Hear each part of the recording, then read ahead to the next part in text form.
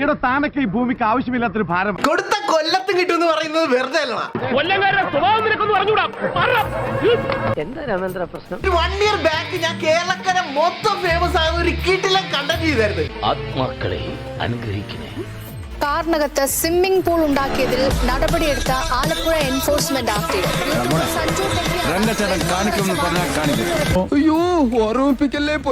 ഞാനിന്ന് പറയുന്നത് പറഞ്ഞാൽ കൊല്ലം പത്തനാപുരത്തെ കൊണേഷ് കുമാറിനെ പറ്റിയാണ്. എന്ത് പറ്റിയാളിയാ?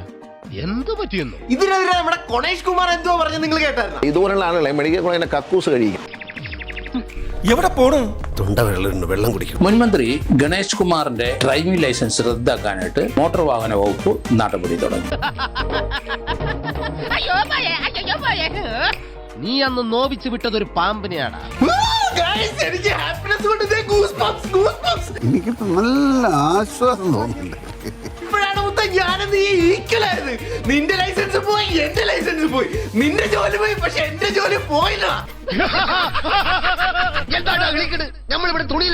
അങ്ങനെ പ്രകാശ, ഇതാണ് ചരിത്രത്തിന്റെ തിരിച്ചടി. നിയമലംഘനം നടത്തിയിട്ട് യൂട്യൂബിന് റീച്ച് കൂട്ടുമ്പോൾ മാന്യന്മാരായ വ്യക്തികളോട് എനിക്ക് പറയാനുള്ളത്, ഇങ്ങനെയുള്ള ആളുകളുടെ ഒന്നും യൂട്യൂബ് കണ്ട് റീച്ച് ഉണ്ടാക്കി കൊടുക്കാൻ നിൽക്കാതിരിക്കുക എന്നുള്ളതാണ് നമ്മുടെ അന്തസ്.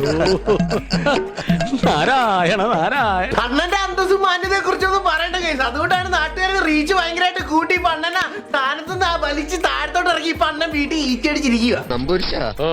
നമ്മളെ മയ്യത്തെടുക്കാൻ നേരായോ നിങ്ങൾ കബഡി വരച്ച് വെച്ചോ നോക്കി. കാരണം നിയമലംഘനം എന്ന് പറയുന്ന ഒരു പൗരന്റെ ഏറ്റവും മോശപ്പെട്ട സ്വഭാവമാണ്. കാരണം നിയമത്തെ മാനിക്കുന്നവനാണ് യഥാർത്ഥ പൗരൻ, യഥാർത്ഥ രാജ്യസ്നേഹി. നിനക്കതൊക്കെ എങ്ങനെയാ സാധിക്കുന്നത്? ഗണേഷ് കുമാറിന്റെ ആദ്യ ലൈസൻസ് 18 വയസ്സ് തികയുന്നതിന് മുമ്പാണെന്നും ഇപ്പോൾ മോട്ടോർ വാഹന വകുപ്പ് കണ്ടെത്തിയിട്ടുണ്ട്.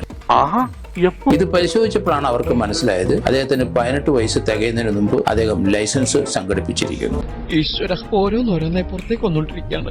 ആ ലൈസൻസ് തീർച്ചയായിട്ടും ക്യാൻസൽ ചെയ്യേണ്ടി വരും. അദ്ദേഹത്തിന് വാഹനം ഓടിക്കാനായിട്ട് ഇനി ലൈസൻസ് ഉണ്ടാവില്ല.